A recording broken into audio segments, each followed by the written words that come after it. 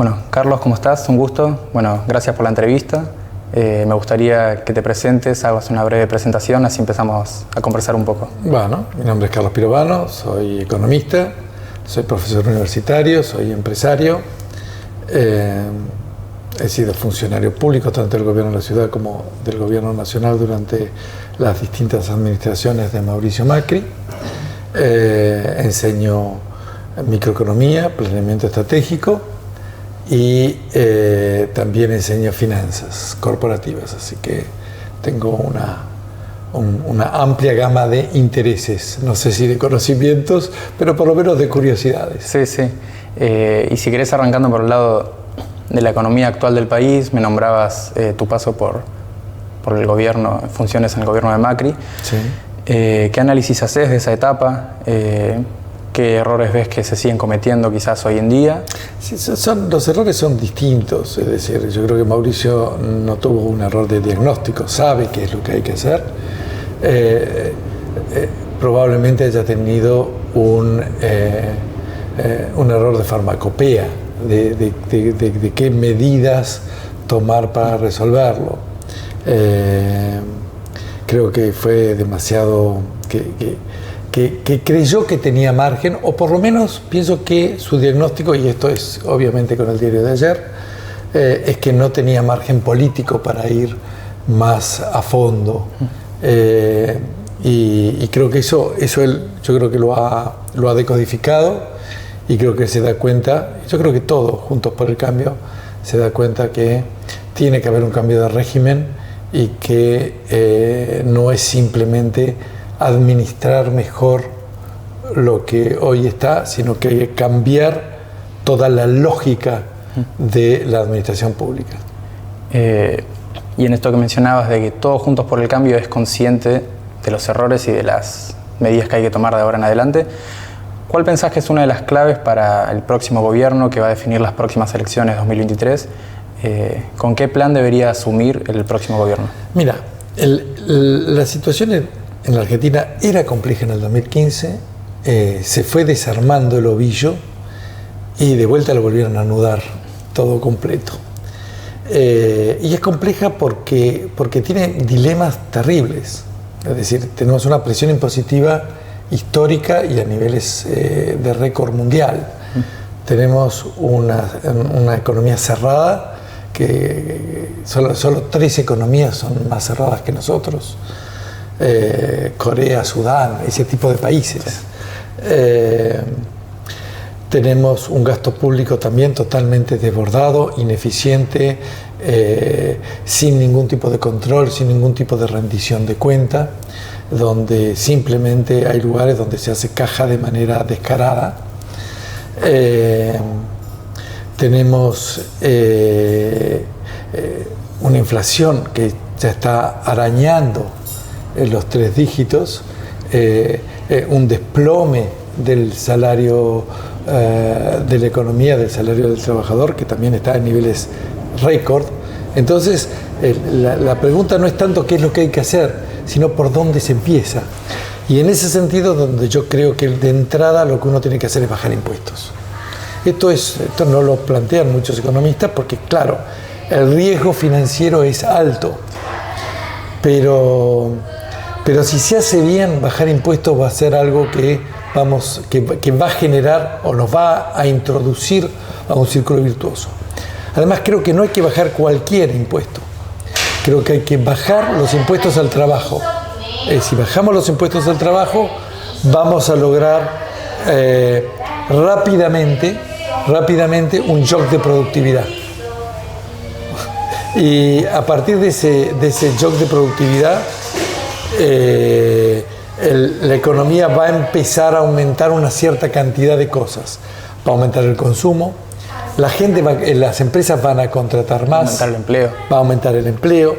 Es decir, es absolutamente irracional que cuando los gobiernos digan que lo que quieren o que su prioridad es defender el empleo de los argentinos, y el empleo de los argentinos es el bien más gravado de toda la economía. Entonces, si empezamos De esta manera, no solo vamos a lograr primero una recomposición del salario en términos reales, sino que además vamos a lograr un shock de productividad que va a permitir hacer más atractivo el empleo. Además, si nosotros eliminamos las cargas patronales y las contribuciones personales, lo siguiente que pasa es que la informalidad pasa a ser una entelequia, porque la informalidad hoy existe porque tanto el empleador como el empleado le escapan a esta carga fiscal. Porque les conviene no estar en blanco. A los dos son socios en contra del Estado. Y el que empieza a tener la carga de la competitividad es el que era informal, porque el que era informal tiene una contingencia por toda su etapa, por toda su deuda fiscal. Entonces ahí te da además una posibilidad de generar un blanqueo y que ese blanqueo financie parte de el agujero fiscal que genera esta medida. La inflación baja el salario, por lo tanto no estimula el desempleo. De alguna manera es como una tasa de interés negativa. Lo que pasa es que lo que sí estimula es el desorden.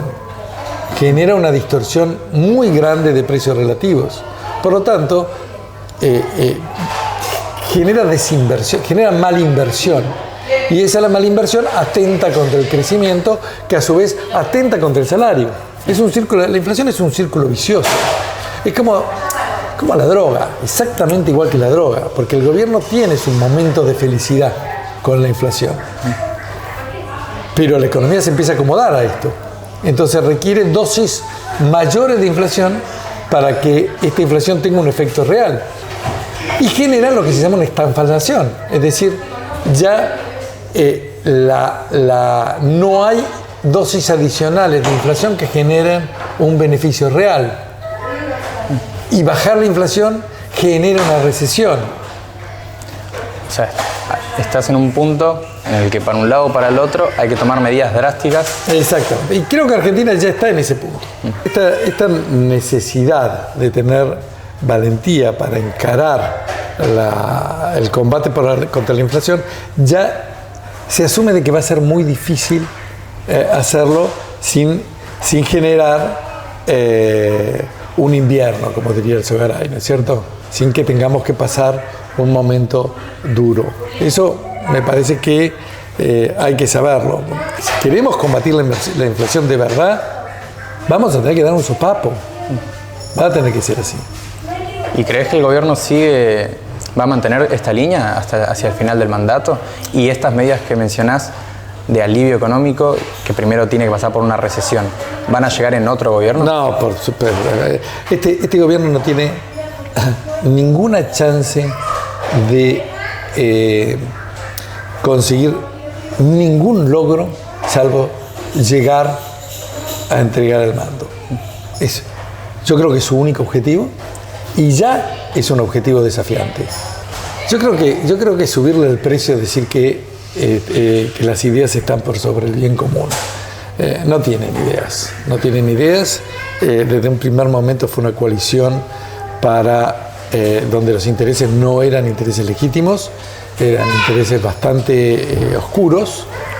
De hecho, la asociación tenía ese criterio, el criterio de impunidad para quienes estaban con problemas judiciales, y llegar al poder, es decir, escaparle al llano, que para el peronismo es un motivo de estrés, y llegar al poder no importa para qué, para tener poder, nada más. Y relacionando quizás el tema de la impunidad, ¿cómo ves la relación con otros gobiernos de la región? La postura que toma el gobierno respecto a si condenar o no a, llámese, Venezuela, Nicaragua. Sí, el Foro de San Pablo tiene lazos afectivos muy importantes y claramente tiene una dependencia, tributa a la dictadura más larga de Latinoamérica, que es Cuba. Entonces Cuba es de alguna manera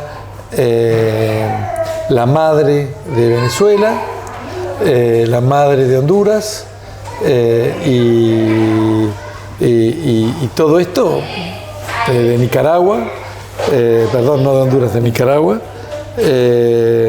y tanto Lula como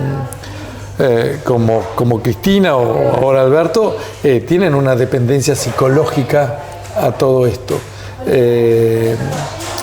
Yo creo que eso es así, no hay forma de sacarles a ellos que Cuba es una dictadura. Cuba no permite que un ciudadano critique a sus gobernantes. Es delito. Y tienen el tupé de llamar democracia a eso. Es decir, más allá de si se elige o no se elige, y la existencia de partido único o no existencia de partido único, que ya son hechos absolutamente categóricos en cuanto a la definición de dictadura.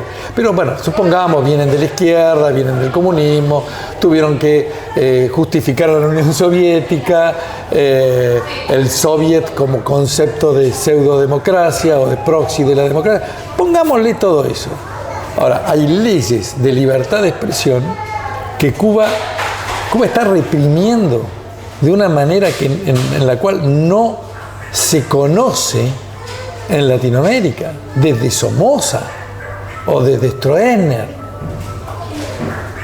Es decir, realmente hay que tener un muy bajo compromiso con la verdad para poder acompañar este tipo de dictaduras. Y ahí la siguiente pregunta que te quería hacer es, teniendo tanta relación con gobiernos del estilo que estás mencionando, de las medidas que llevan a cabo, ¿puede desencadenar esto en medidas parecidas acá en Argentina? Latinoamérica siempre está a 2 cuadras de una dictadura, ¿no es cierto? Países con una población pobre tan amplia, con tanta vulnerabilidad, genera también una vulnerabilidad democrática. Pero en Argentina, por ahora, la riqueza permite generar un esquema de clientelismo que quien gobierna se garantiza un porcentaje de votos de alguna manera. Por eso es tan importante que la democracia responda a ese reclamo, ¿no es cierto? La democracia no tiene que ser solamente votar, no tiene que ser solamente generar una institucionalidad. Tiene que poder responder claramente a la generación de empleo, a la capacitación, a una educación. ¿Qué es lo que vio Sarmiento? Sarmiento vio ese tema, educar al soberano, es poder generar una población, una sociedad que sea orgullosa de ser responsable de su vida. Y eso es el desafío que tenemos desde Juntos por el Cambio. Bueno, sin más, quería agradecerte por la entrevista, por tu tiempo para charlar. Así que si querés hacer algún cierre, algún análisis, una opinión sobre la situación del país. Mira, yo creo que la situación del país es muy difícil. La clase política no se da cuenta de lo difícil que es. Realmente estamos en una situación de vulnerabilidad muy alta. Los salarios son muy, muy bajos. Hay una situación de hambre grande en un país que no debería tenerlo. Creo que es responsabilidad de Juntos por el Cambio trabajar para generar un plan robusto y que desde el primer día empiece a cambiar las cosas. No tenemos 100 días, no hay 100 días. Es decir, esto tiene que hacerse sabiendo todos los pasos que vamos a dar desde el primer momento, de manera de generar un avance que la gente empiece a creer, porque lo peor, lo más peligroso para un país es la desesperanza, y Argentina está cayendo en esa desesperanza. Bueno, gracias Carlos por tu tiempo. No, muchas gracias a vos.